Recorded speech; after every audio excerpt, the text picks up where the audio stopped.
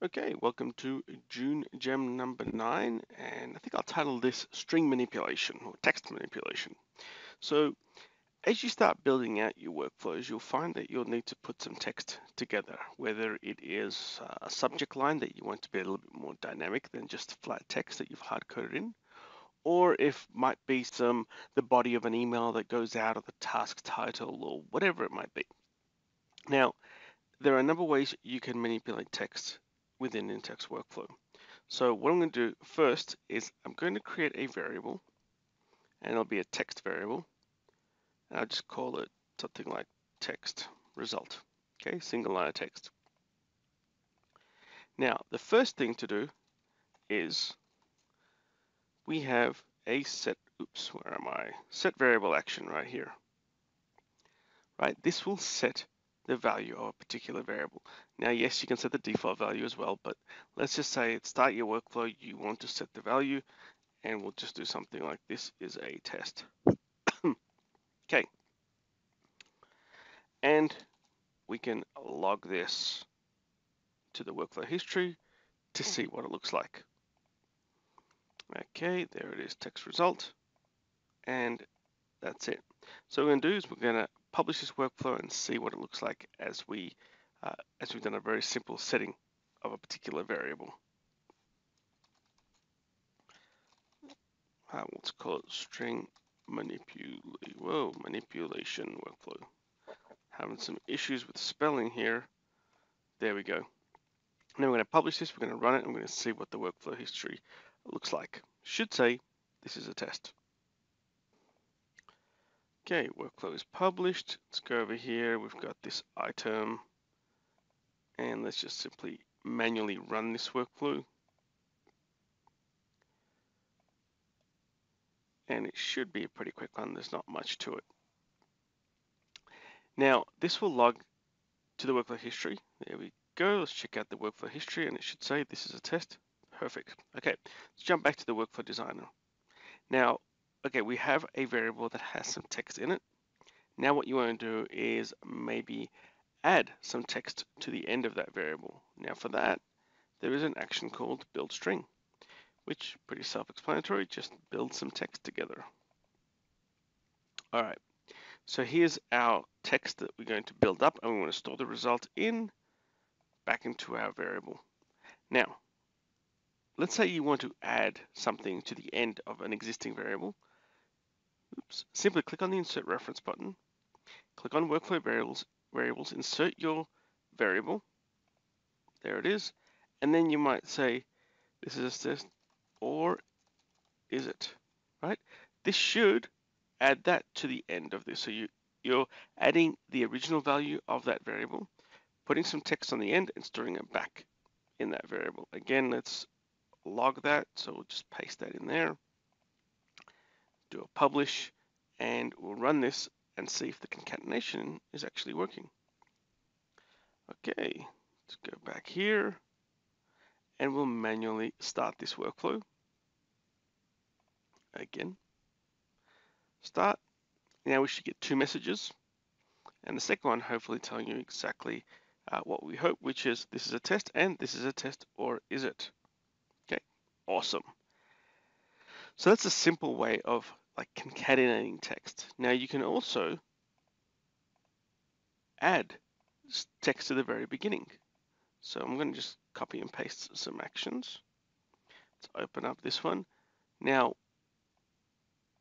if you want to add stuff to the beginning of it, we can add something like this. The following is a question, right? We're putting it at the beginning, and then we're inserting the variable after that. So again, publish, make sure that works, and run it, see the workflow history. Alrighty, back here again, rerun this workflow. Now, this should show you some very simple ways of concatenating text, either to the beginning or to the end of an existing variable. There you go. The following is a question. This is a test, or is it? Okay. Now, what else can you do?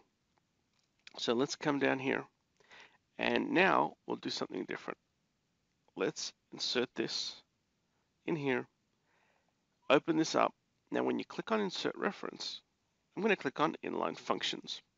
Now you'll see there's a bunch of functions in here. Let's say I pick something like replace. Now you'll notice it tells me exactly how this function works.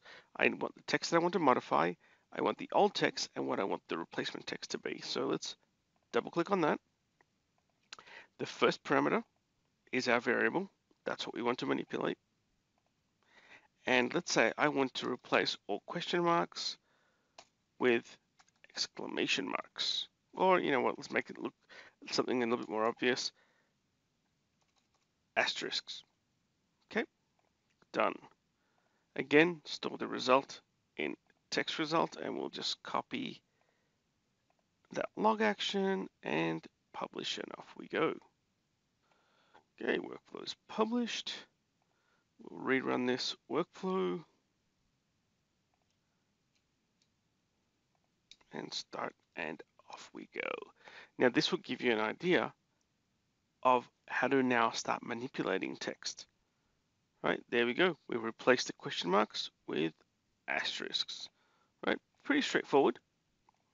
Right, as you start building out your workflows, you'll find you need more and more of this type of functionality. So if I go back into inline functions, see some other things I can do. Some of the ones that I like to point out are things like trim. Trim basically removes blank space from the beginning and end of text. So if you have spaces, you want to get rid of those, that will let you do that. To upper and to lower does what you expect, makes everything uppercase or lowercase. Substring is really important. Substring is one of those functions where if you have text that you know is going to be of a particular size, or you know that some value or some text is going to be at a particular location, this lets you pull that out. So for example, let's have a look at our workflow history again. And let's say we know for a fact that the first 3 characters is something that we need. We could actually do a substring, put in that variable, the position of the first character being 0, that's the first position, and the number of characters we want to retrieve is 3, and that will give you those 3 characters. If you're dealing with like an invoice, or, some line that has specific codes, specific numbers in there, you can actually use this to pull out those numbers.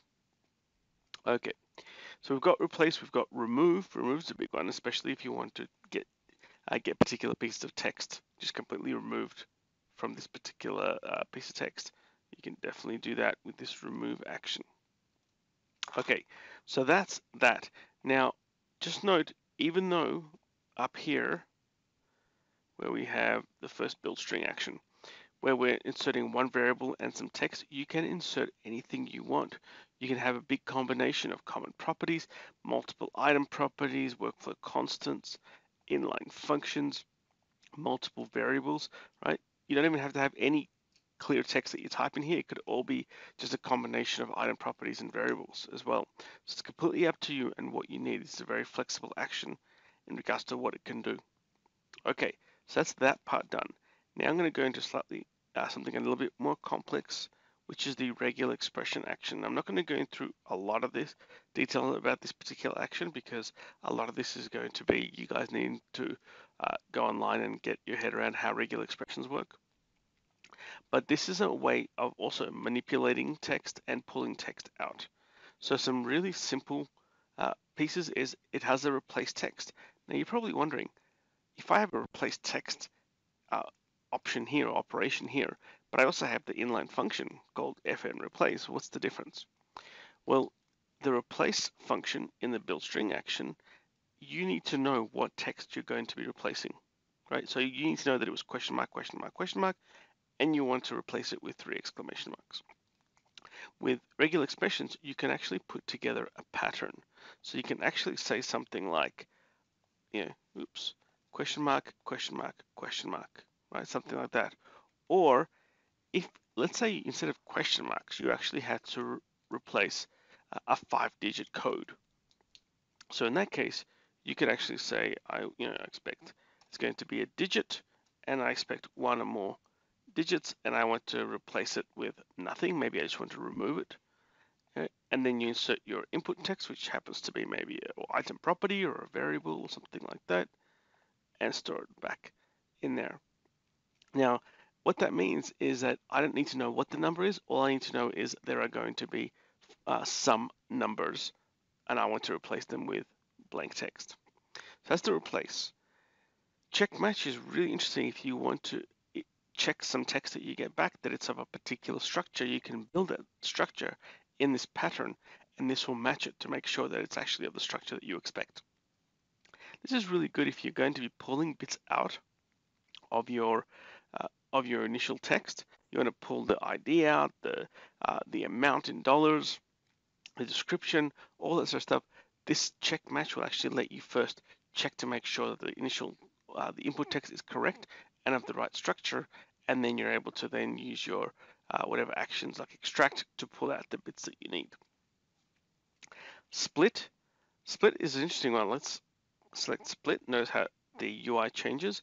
I put it in my variable and I can actually say, what is my character that is used to delimit this text? Now think of a CSV file or a comma separated file where you have a bunch of lines and a bunch of text that have they're all separated by commas. So you might first say, I want to split this up by new line characters. So I want to split this up by each line, and that all goes into a collection. And then you can iterate through that collection with a for each action, and then say use another regular expression action to split it by commas. Now you have the individual values in a different collection.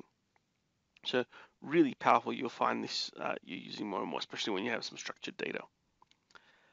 Extract, you can actually pull out a bunch of data from initial input that matches a particular pattern, right? So you might say, I want everything that has $sign followed by a number of digits, followed by a period, followed by 2 digits, right? Which basically will give me back all the currency values in a particular piece of text. So you can do that. So this lets you manipulate text, extract text, split it up, and even check to make sure that the data is of the correct format. Okay, hopefully this is really helpful for you guys. Looking forward to the next June Jam. Thanks for your time.